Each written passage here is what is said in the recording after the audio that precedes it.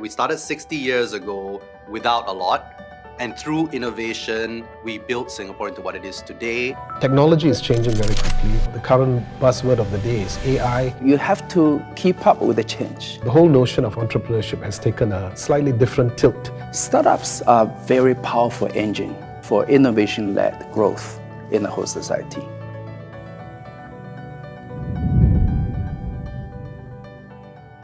In this world of fragmentation, there are opportunities for Singapore. Investors, companies, startups look for stability. And if Singapore can provide that stability, regulation, safety, rule of law, I think we are in a very, very good position. So the good news is that Singapore is already one of the leading startup ecosystems in the region and the world.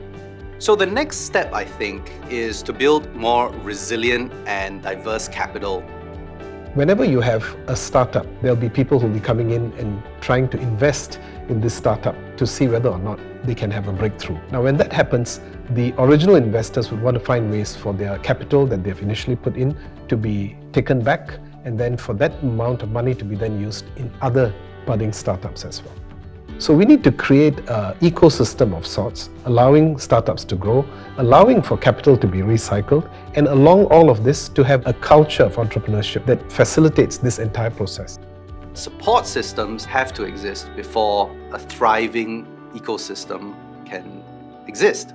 And it is incumbent upon government to ensure that we help maximize the upside and to lower the risks for our people. How do we enable our young to take on more entrepreneurial pursuits? What we want to do in Singapore is to make the ground fertile. You can find something, we can plant a seed and it could grow. And that is the essence of what we're trying to do. And we've put together a team of private sector business leaders from VCs to startup founders who are in this space, who have a view towards how to foster this very important startup and innovation ecosystem. By virtue of creating more entrepreneurs in our space, most importantly, to be able to create jobs and opportunities for Singaporeans. This must be the key objective of government. We need to really nurture a culture that in the society, failure is tolerable.